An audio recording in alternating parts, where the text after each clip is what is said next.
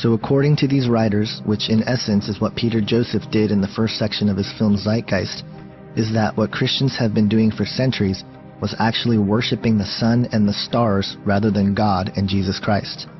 What's interesting to note is that a single verse in the Bible can explain that this is simply not the case. In 2 Kings 23:5, it states, quote, "He did away with the pagan priests appointed by the kings of Judah to burn incense on the high places of the towns of Judah and on those around Jerusalem, those who burned incense to Baal, to the sun and moon, to the constellations, and to all the starry hosts." End quote. The ideas and opinions which permeate through society now in regards to Christianity are a residue to what we see in the esoteric writings. Even if the majority of the people who hate fundamental Christianity and religion in general are not aware of the specific assaults made by the theosophical authors, the basic attitude towards Jesus, his message, and to all Christians who believe and follow him are consistent. So who is the God of the ancient mystery schools? The Theosophical Society is Luciferianism at its core. It is openly satanic in the case of Blavatsky, certainly Luciferianism in the case of Alice Bailey. They are exalting Lucifer. He is the God of this world, the planetary logos. He is the voice of God in the Bible, according to Alice Bailey. Lucifer is God, and I think that the New World Order philosophy and how that connects is clearly tied to Luciferianism, the exaltation of Lucifer as God, even if the lower levels of globalization in the New World Order only view that in terms of a principle.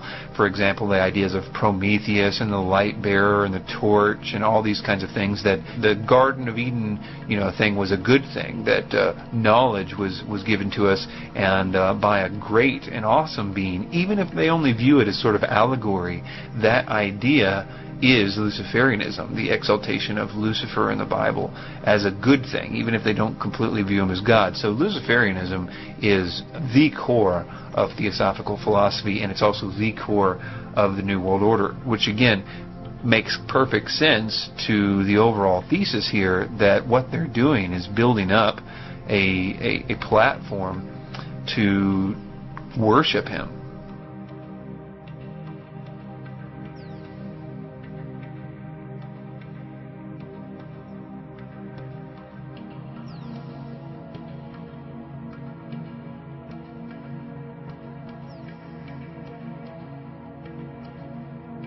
So you have very high-ranking guys saying that they're worshiping Lucifer. And it's not just, what we might think of as kind of simple Satanism, right, where they go and they sort of worship Satan. I mean, that's all bad, right? But it's not very classy, let's put it that way. Whereas these other guys, the Masons, they've had this secret society for a very long time. They're very focused. They're well-to-do. They've got a purpose, and they're very patient. They've been working on this for a long time. And of course, everybody at the lower levels doesn't really know what's going on. Right. It's only when you get to the 33rd levels do you begin to understand what's going on. And even then, I think even if you get to the 33rd level, you're still somewhat deceived because you think Satan is actually the good guy. Right. So even the guys that know everything, so to speak, are still in the dark because Satan hasn't told them his true intentions, which is he doesn't care for anybody except himself. Ever since man realized that through special and exclusive knowledge comes power and the ability to rule over others, the ancient mystery teachings and the members who have access to this knowledge have been working in secrecy, which yields power and authority over the masses who have no idea that they are born into a highly organized, systematic society being steered towards the fulfillment of their plan. Many have been blind victims helping continue the cycle of secrecy and deception while believing that they too were going to gain access to this knowledge. What is your problem? Just that, sir. Okay. I'm a Christian, sir. I'm pure and virtuous and wholesome and innocent. How can you say anything bad about me? Sir, you need to be born again. I am born again. Now, did you just say that you were Lucifer? I am Lucifer. Okay, define Lucifer for me. Pure, virtuous, wholesome, innocent individual that's out to help people. Lucifer is? Yeah. Say that again. Lucifer is a pure, holy, Virtuous. Now, is he the Lucifer that God created? That's the same one. Oh, man, this is great. I'm going to put this on the internet. Oh, Amen. God bless you, Amen. brother. Because that's exactly what the Shriners and Masons teach, is that Lucifer is light.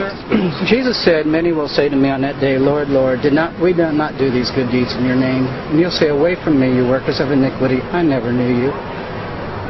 Jesus said it? In Matthew chapter 5. Mercy. No. That's hard to believe. So you're a Christian and you don't know that. Actually, No, I really am.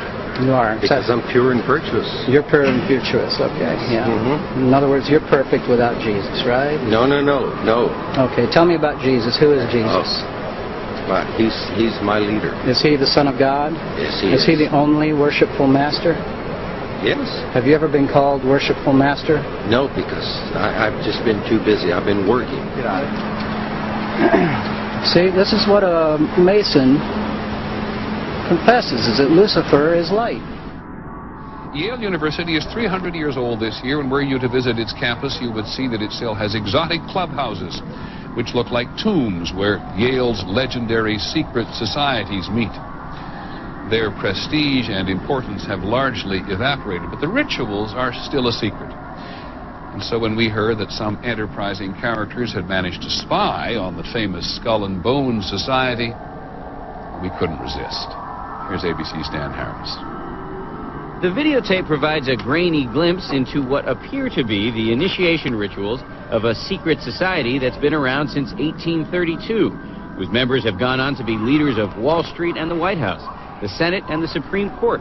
They're sort of trying to scare the initiates, make them, disorient them, frighten them. New York Observer investigative reporter Ron Rosenbaum accompanied a team of Yale students who shot these pictures 9 days ago. Rosenbaum's curiosity about Skull and Bones was permanently piqued when, as a classmate of George W. Bush, he lived right next to the Tomb, the group's heavily fortified home. From their perch, Rosenbaum and his cohorts taped the Tomb's courtyard. What they captured, they say, was initiates, known as neophytes, being forced to kiss a skull, then members performing a mock killing.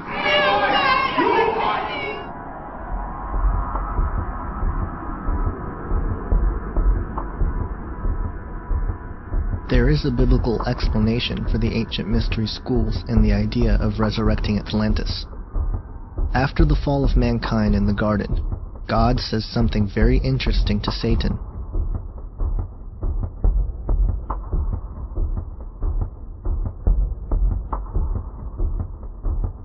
This is the first prophecy recorded in the Bible.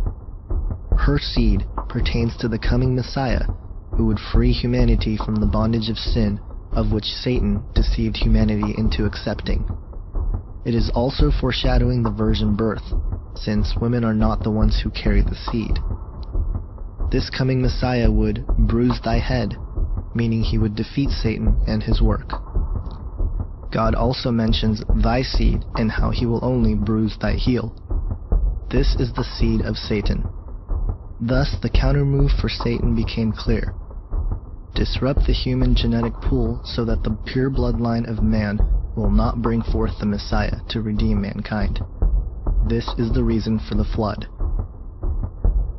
We find the account of this attempt to disrupt the human genetic code in Genesis 6. It reads, quote, "When man began to multiply on the face of the land and daughters were born to them, the sons of God saw that the daughters of men were attractive, and they took as their wives any they chose. Then the Lord said, My spirit shall not abide in man forever, for he is flesh. His days shall be 120 years. The Nephilim were on the earth in those days, and also afterward, when the sons of God came into the daughters of man, and they bore children to them. These were the mighty men who were of old, the men of renown." End quote. The sons of God mentioned here in the Hebrew is pronounced B'nai Ha-Elohim. The Septuagint, which is the Greek translation of the original Hebrew text, translates it as angels of God. they are clearly describing fallen angels. We know this because the Bible confirms this in 2 Peter 2:4, where it states, quote, "For if God spared not the angels that sinned, but cast them down to hell, and delivered them into chains of darkness to be reserved unto judgment," end quote. And in Jude 1:6, where it states, quote, "And the angels which kept not their first estate, but left their own habitation, he hath reserved in everlasting chains under darkness unto the judgment of the great day," end quote. Programs like Ancient Aliens on the History Channel have attempted to describe these sons of God as being aliens from outer space. This is wishful thinking. The reality is that these fallen angels were rebels to God and not some race of aliens from a faraway galaxy. In fact, the whole idea that there might be an alien race from outer space is part of the New World Order deception. We will get back to the UFO and alien phenomenon a little bit later, but for now let's continue on with what the Bible says about these sons of God. What the passage portrays, and it's very difficult for many people to absorb this, it portrays fallen angels. These are not the good guys. Remember when Satan fell, a third of the angels fell with him. Not all of them, but a group of them, apparently, and we'll talk more about this in a minute, chose to try to create a hybrid race by I don't know the technology. I'm not going to get into that. But they apparently were... See, angels can't multiply. Angels are eternal. Reproduction is a process for mortals. But at the same time, Satan's got a problem. A third of the angels fell with him, so he's got a deficiency of 2 to 1 in any war that comes, right? He's got to find a way to strengthen himself. This is just a conjecture that floats around. Now, the offspring of Nephilim, they're also called the Hagibarim, the mighty ones.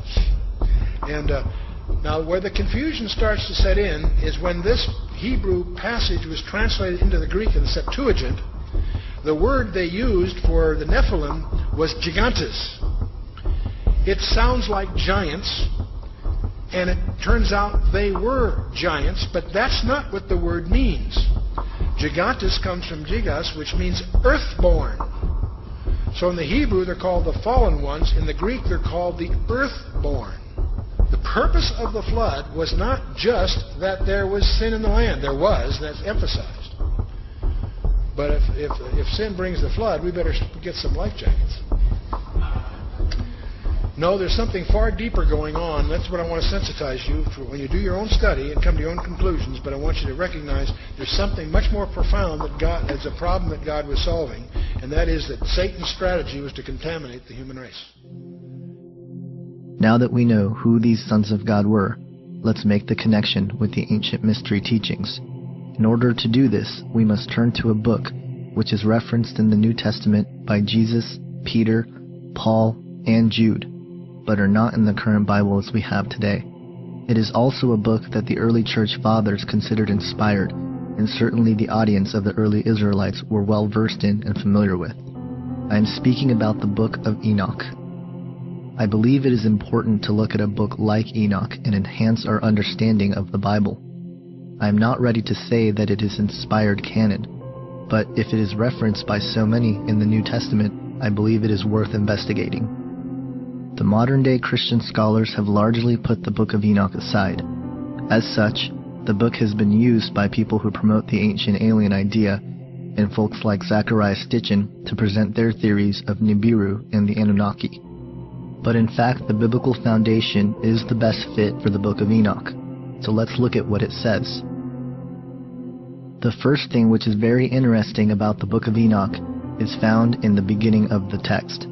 It states, quote, "I heard everything from them, and I understood what I saw, not for this family, but for a remote generation, one that is to come," end quote. It is interesting to note that the remnants of several almost complete copies of the Book of Enoch in Aramaic were found among the Dead Sea Scrolls in the middle of the 20th century. Furthermore, it is somewhat eerie to think that Enoch states the book is meant for future generations in light of what Jesus said of what will be the time of his return when he stated, quote, "As the days of Noah were, so shall it be in the coming of the Son of Man."